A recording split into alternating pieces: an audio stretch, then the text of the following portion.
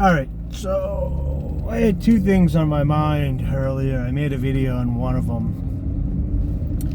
But, again, when I'm driving, I like to kind of clear my head here, get some thoughts out, so I can either go back and create a video, or maybe I'll put these raw videos up. But, I don't even know where I could post this, because there's so many things that I'm about to say within this video that could create issues, even though it's not even conspiracy theorists for 6 months until the truth comes out. So I guess what I want to talk about is snake oil salespersons. I'm not going to be, not salesmen, persons. It's one thing that females are equally guilty of, is manipulating their environment with snake oil. And the one in particular that I want to discuss is environmentalism. And I'm going to start with a pretty aggressive thesis and work backwards, and that free market capitalists, meaning libertarian anarcho-capitalists that believe in zero regulation that's involuntary. So a society that is structured in a manner in which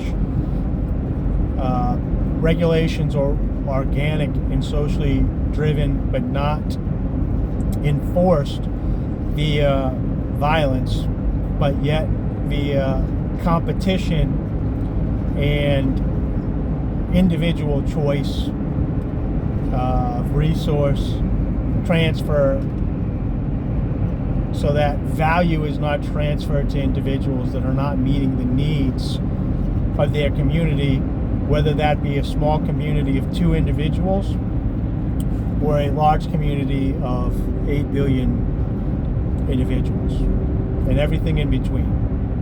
So back to my thesis that this is the most environmental friendly institute. I want to start with a couple of anecdotal things that I think we can all agree upon. One,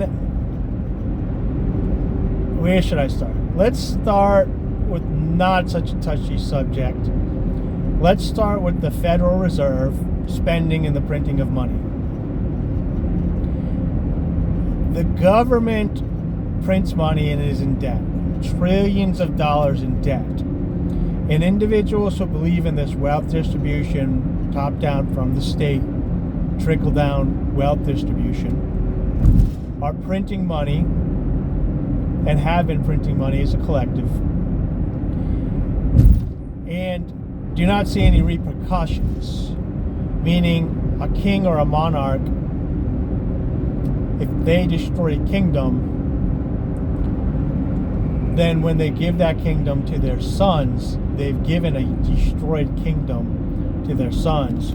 Whereas a politician is just trying to milk as much as they can to get either reelected or to make it to the end of their term. And then once they retire, they have, they've just cleared the coffers. They have no incentive to keep it going. It's not really any. So Keynes, who is a homosexual gay man, and people are like, well, why does that matter? It matters because he left behind no lineage. In Keynesian economics, when he asked, he said, this doesn't seem like it's going to work long term. He said, who cares about the long term? So this kind of goes back to the video I made about deferred gratification from individuals in the Bitcoin community earlier today. I don't know if these videos will go out, but if they ever do, I'll put a link to it or whatever, how I have to do it, whatever site. So a homosexual man has no lineage, created a system which a bunch of people follow, and there's no deferral of gratification into generational. It's all here and now and make the future actually pay for it. It's the exact opposite. So, what does this have to do with environmentalists? Well, the people that want the biggest, baddest, strongest government and are the most comfortable with spending are the same individuals that claim to be environmentalists. And yet, if the idea is to conserve resources, which they claim it is, that we need to conserve resources, then borrowing 27 trillion, I forget what it is, at all these different levels. I mean, you have the regular debt clock, you have unrealized debt, and then each of the states underneath this federal debt have debt. So like the Federal Reserve is in debt printing money. Well, the Federal Reserve is printing money. The U.S. government's in debt to the Federal Reserve. But also Massachusetts is in debt to the federal government basically in this. Whereas like in Massachusetts, for example, California's probably worse. Each citizen born there is in the hole $14,000. So if you're an environmentalist, why would you run up $14,000 worth of resources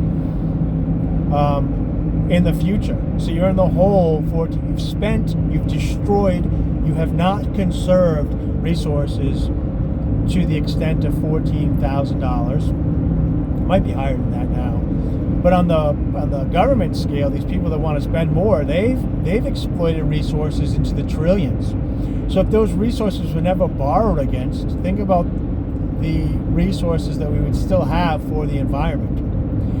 And this goes for both sides. I mean, the military-industrial complex is kind of joined up. It's all in one now.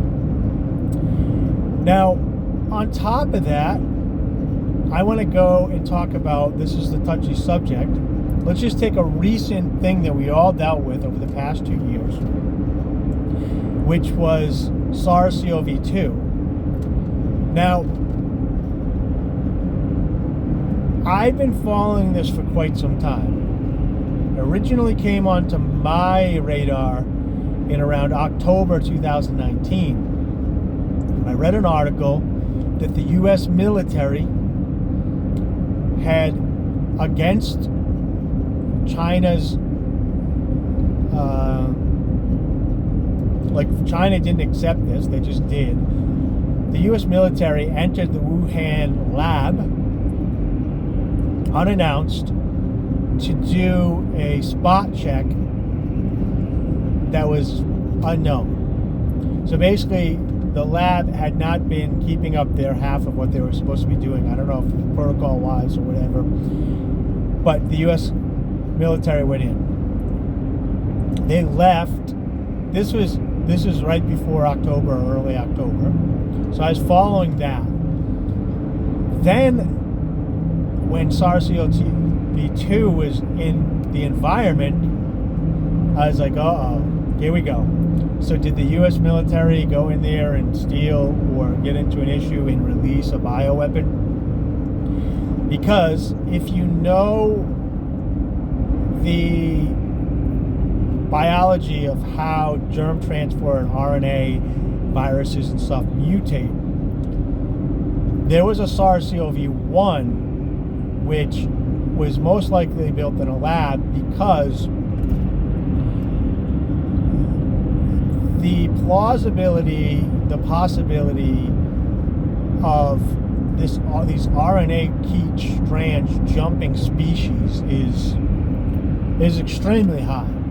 And SARS-CoV-1 was in my lifetime. So the fact that a SARS-CoV-2 was then mutated from SARS-CoV-1 within my lifetime with similar strand jumps, it's not a biological evolutionary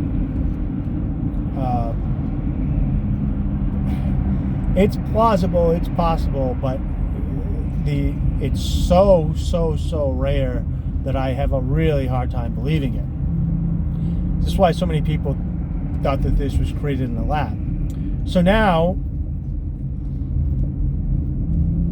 if you're an environmentalist, which the governments all claim to be and the people that were for this claim to be, this is a pollutant, a biological pollutant that was created and introduced into the environment. So if you're an environmentalist, why would you be creating pollutants, funding pollutants to then put into the environment to pollute the environment. Think about the havoc that this wreaked on the environment over the past 2 years. We have changed the ecosystem, the microbiology ecosystem of the planet, probably permanently for human existence. And hand sanitizers. Hand sanitizer companies then were pumping out plastic bottles filled with hand sanitizer. And you can say, well, this is the corporation. No. This was pretty much government-sanctioned protocols throughout all these programs where you had to have plastic bottles, most of them which are probably not going to be recycled, thrown into, will end up probably in a landfill by the trillions, filled with what can be considered chemical warfare towards germ and microbiology of the earth, of human skin flora. When you use it, you're destroying all those microbes. We went through this already with antibacterial soap. You can wash these germs off and let them just go into the, off of you, and they kind of live, but they're not going to affect you or get into your bloodstream. Or you can kill them, but every time you kill them, you're killing 99.9%. I'm sure you've seen the bottom. So that means the 1% that survives, we'll survive, is this mutant germ. But when you're doing this, and when you're creating this, you're creating lots of harm within the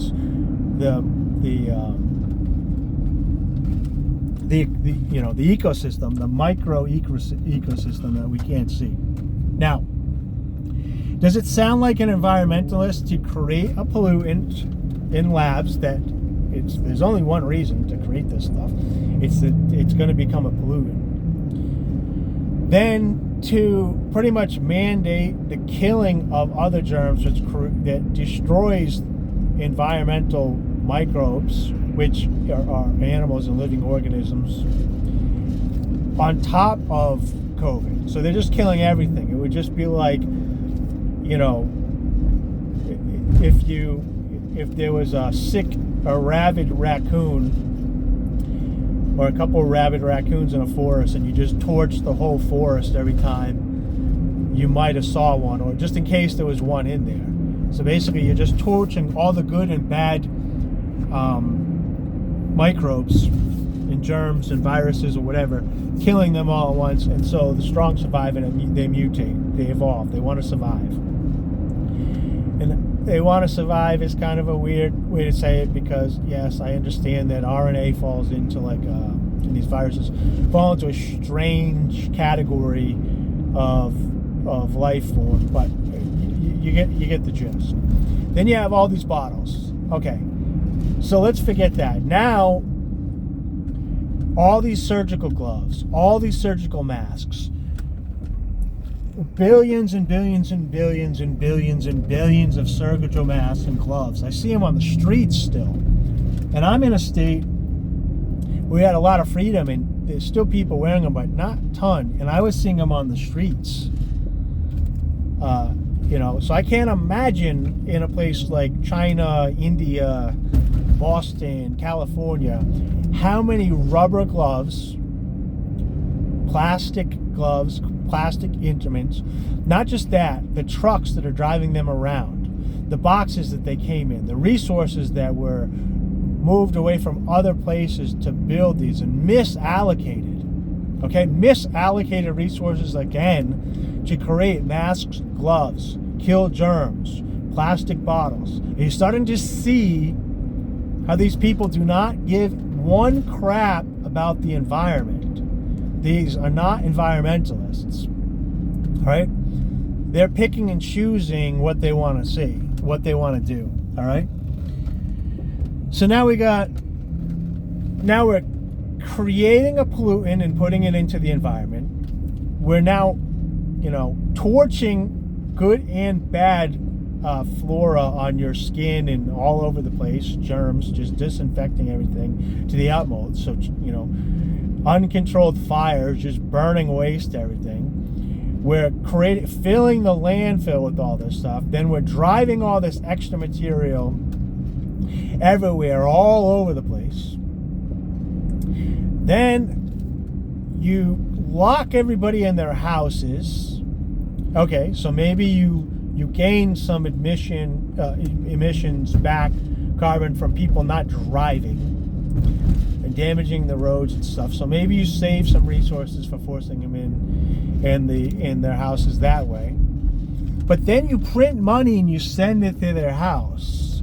It's not much, don't get me wrong. The $1,200 is nothing, but some people are getting $600 a month each for months on end, which is, again, borrowing from the future to give to the present. It's not conserving resources.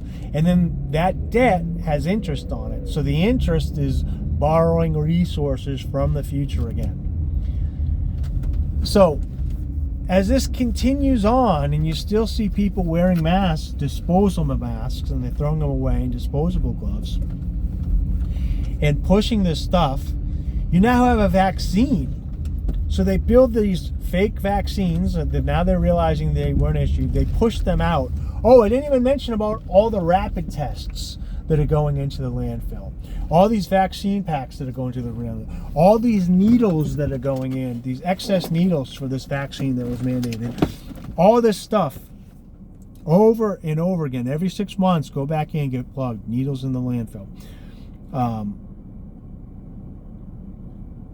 This is one of the biggest environmental disasters that we've ever seen implemented by the government, on besides maybe the military industrial complex. And now what we have is a military pharmaceutical industrial complex.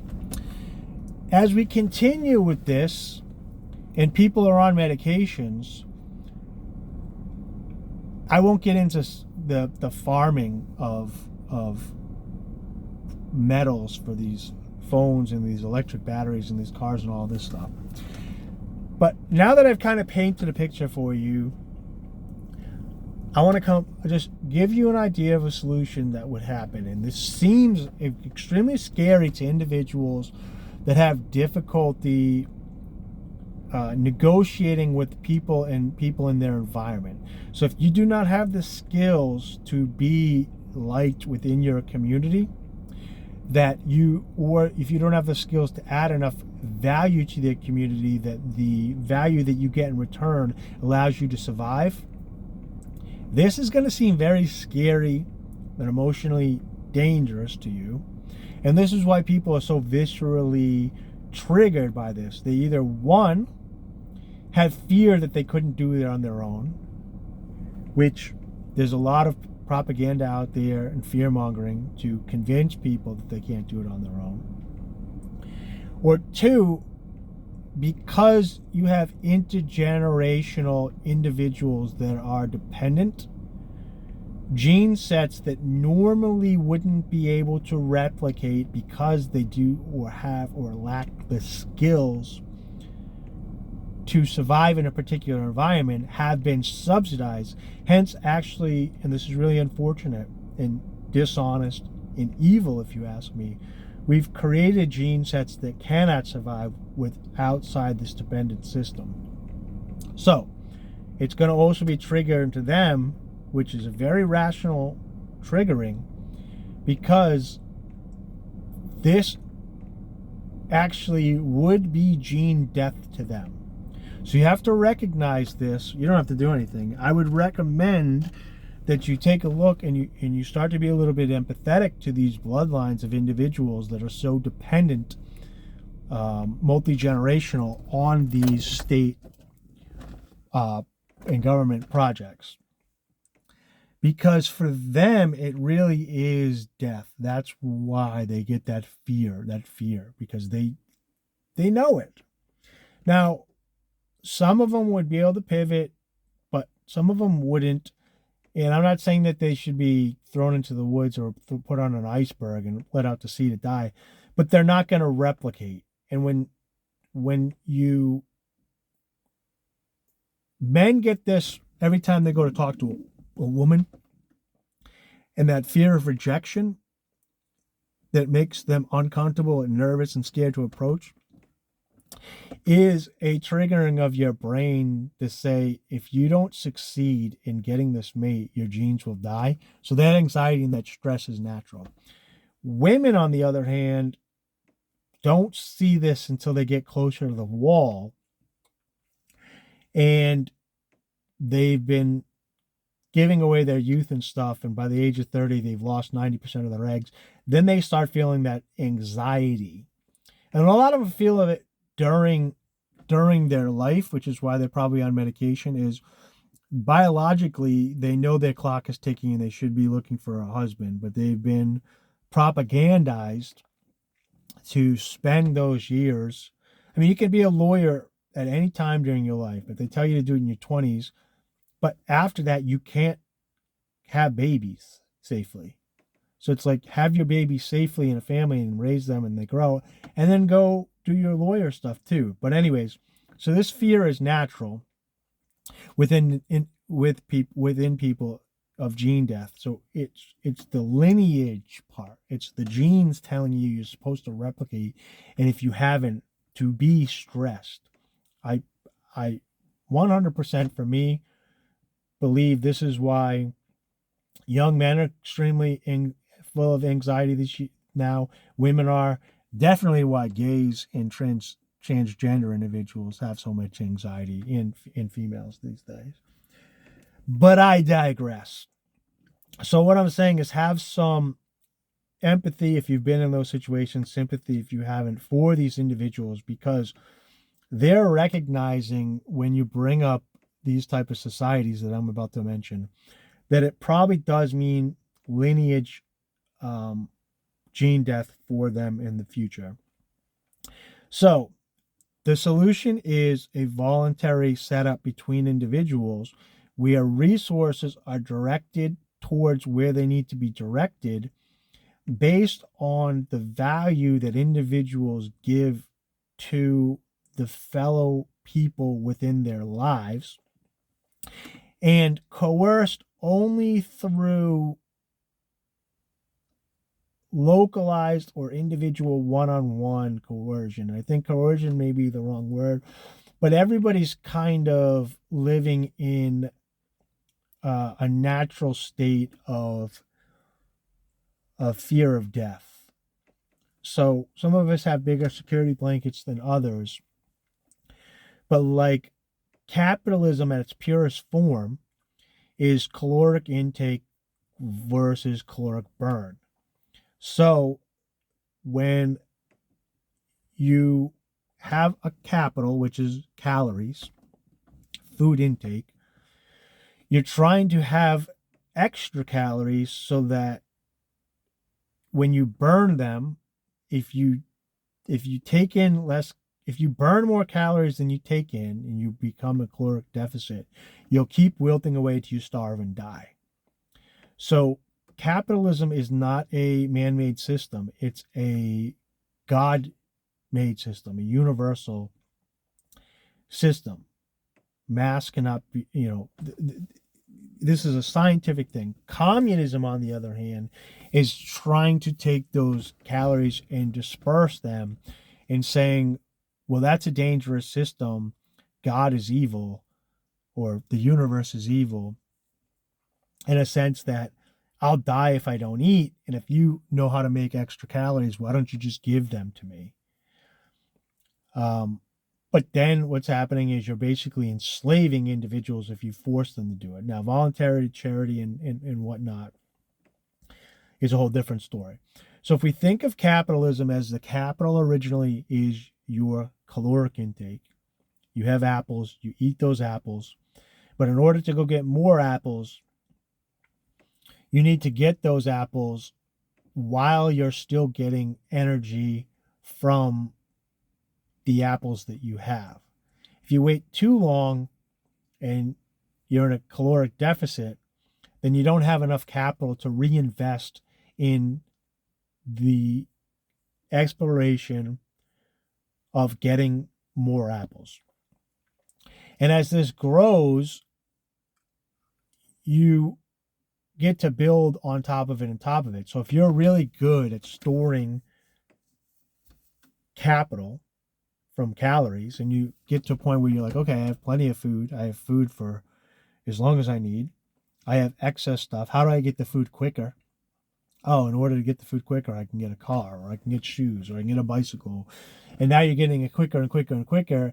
And then you should have excess, and then you have a savings, and then that savings can be in the form of a token that's not going to rot. Like apples are going to spoil.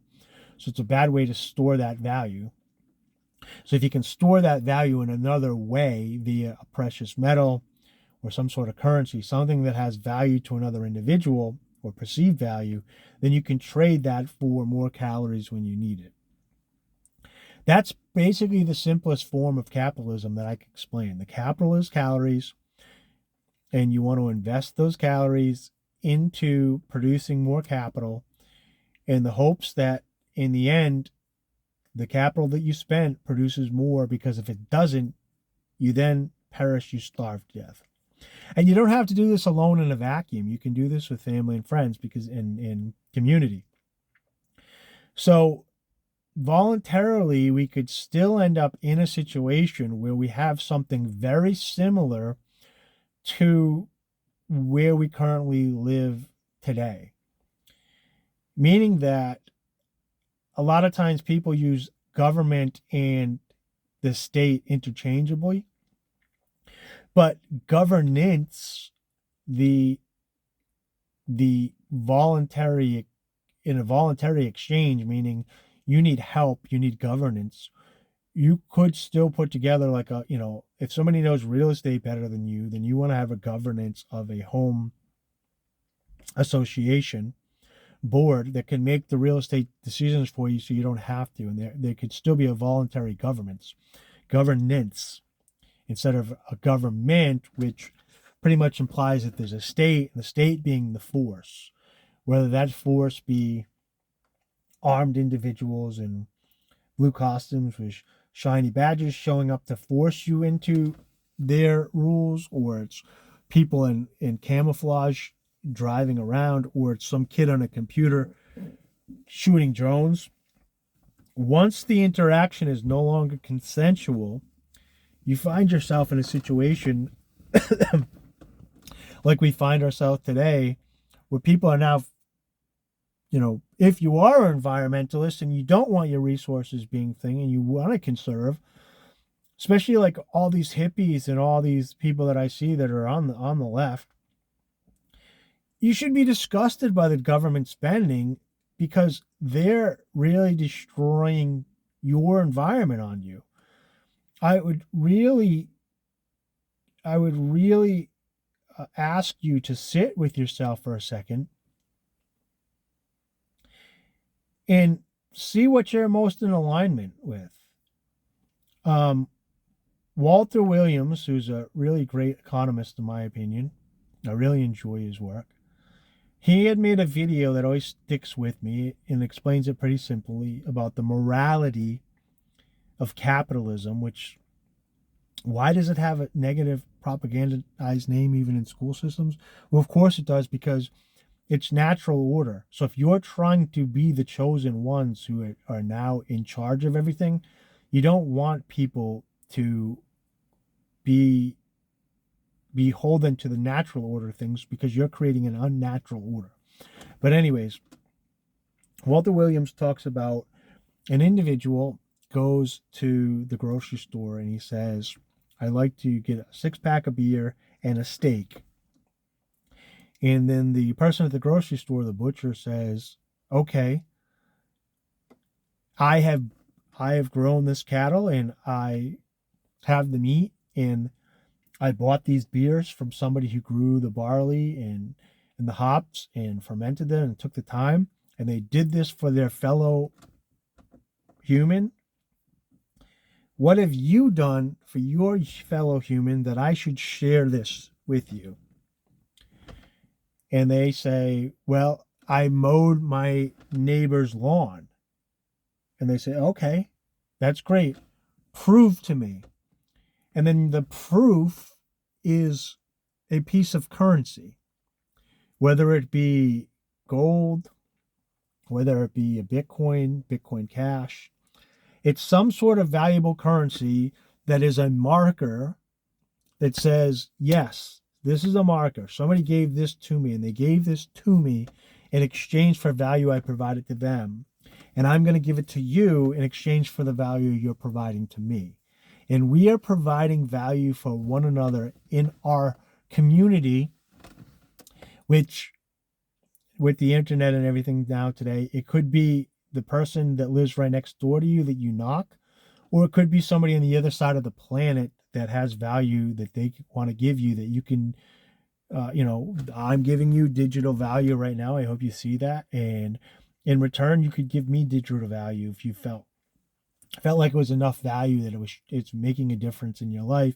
And then if I'm posting these videos voluntarily online and you come across them and you said this creates value, and you took some of the value that you had and voluntarily gave that value to me, it would then tell me which path I need to go on to add value to the world.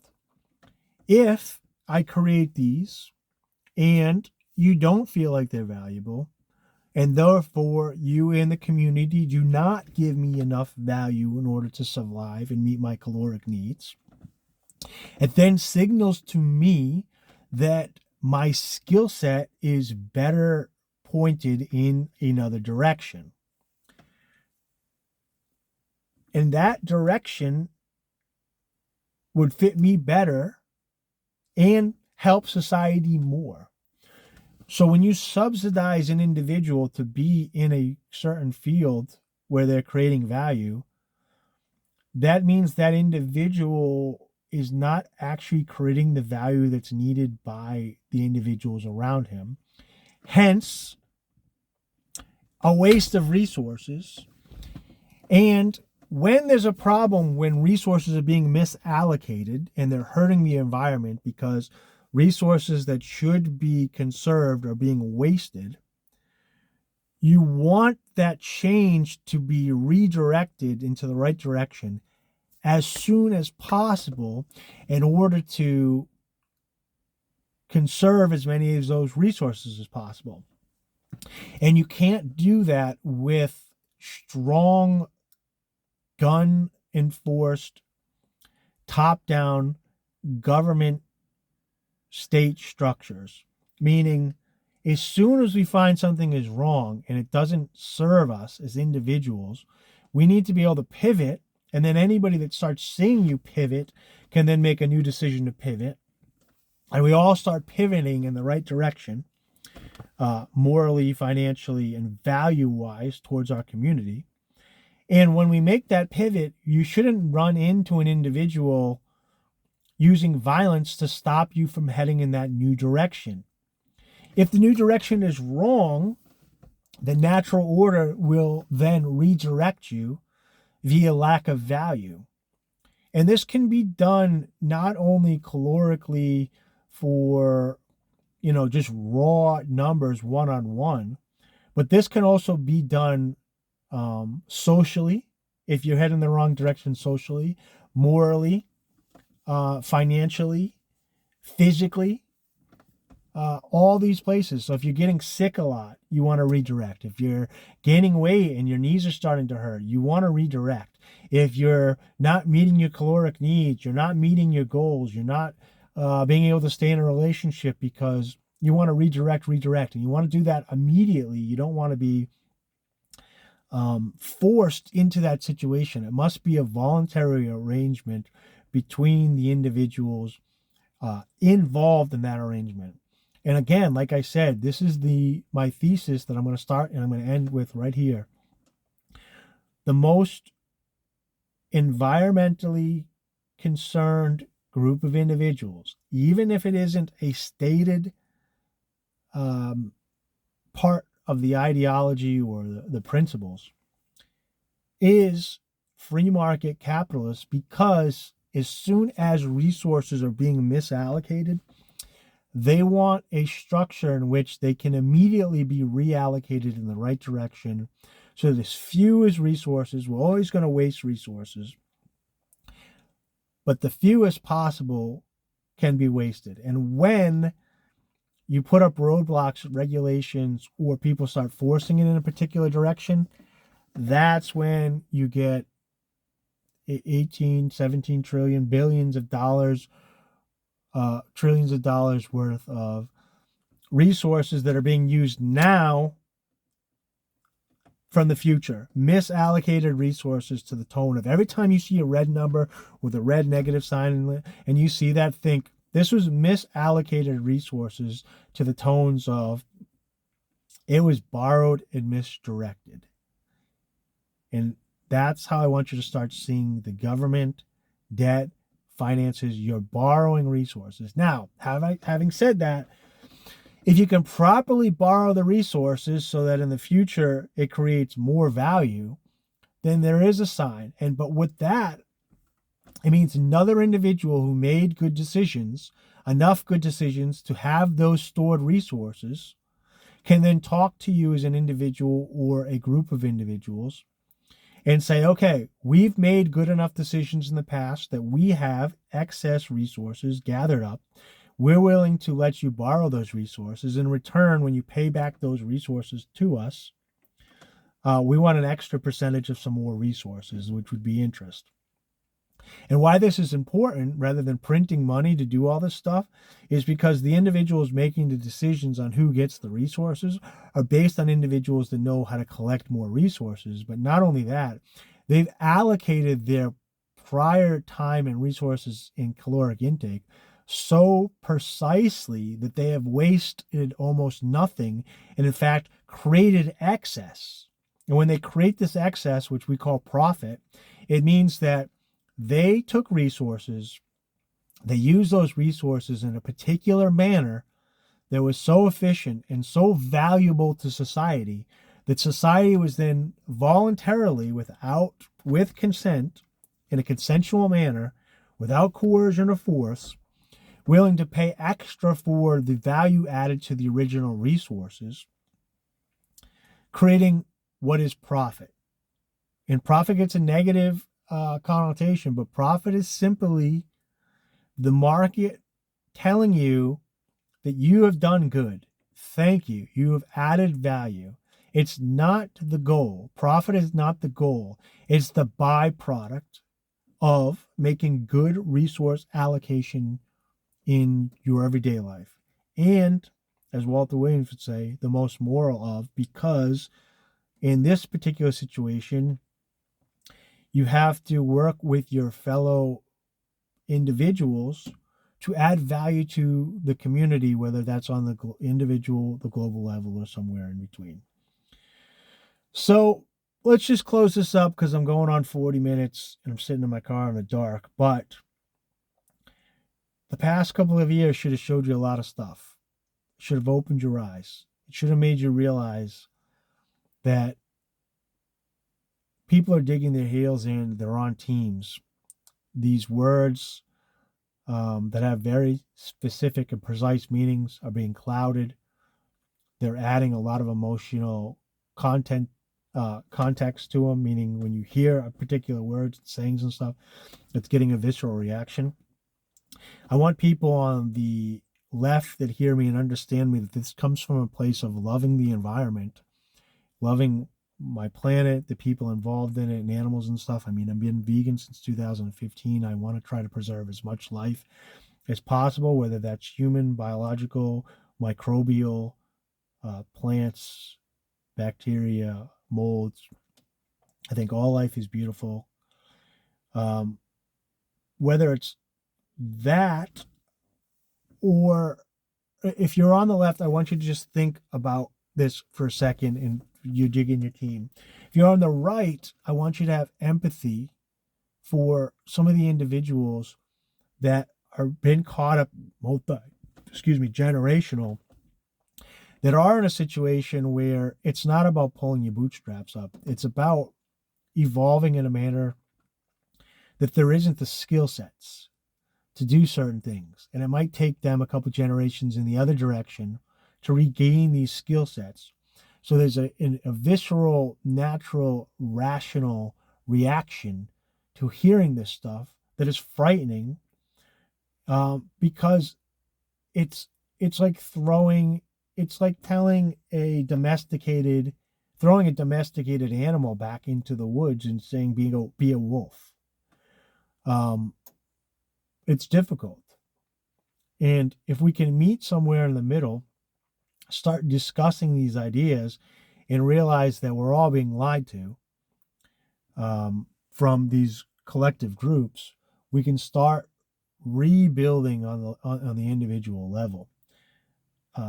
I, for one, don't dig my heels in anywhere. If you have dug your heels in, maybe take a couple of the words that I've said here today and just reflect on them. Meditate on them. If they're giving you a visceral reaction and there's some chemicals waving over you, pause the video, restart it. I guess it's too late. I'm at the end, but sit with those feelings and figure out where they're coming from. Is it cognitive dissonance? What exactly did I say that's so triggering and offensive?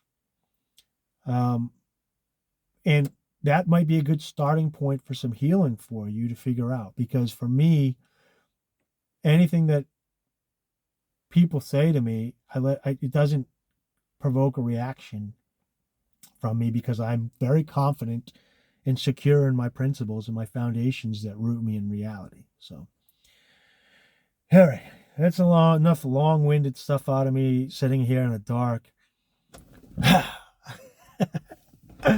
So, to everybody here that's listening, thank you for the support. I don't know if I'll ever post this. If I do, I hope you got some value from it. And it's Friday night, so I'm going to go up and get some rest. And that's it. God bless. Thank you for this day. And actually, you know what? I wrote a note about this, so maybe I will post this someday. But if you want to turn this off now, just turn this off. But you can call it a prayer, or you can call it meditation or whatever. But I just want to spend the next 2 minutes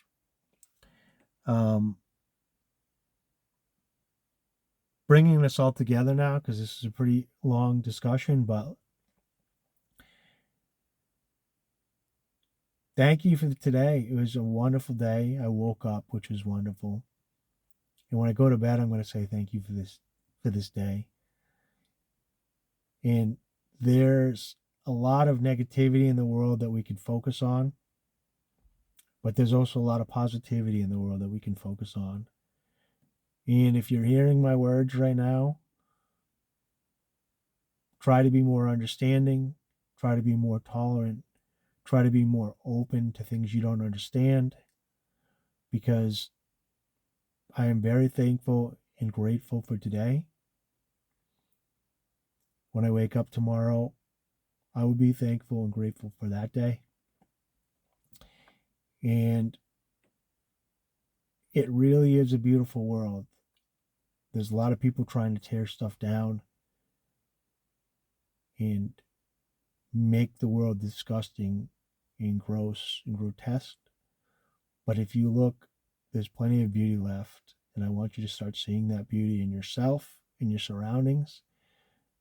But it starts with work, and we all start in a different place. So if we can be tolerant of one another and get back to teaching one another and learning from one another instead of abusing one another, I think that would be a good start. So in that, I close my meditation. I also say amen to the universe or to God or whatever you believe in. And thank you for listening.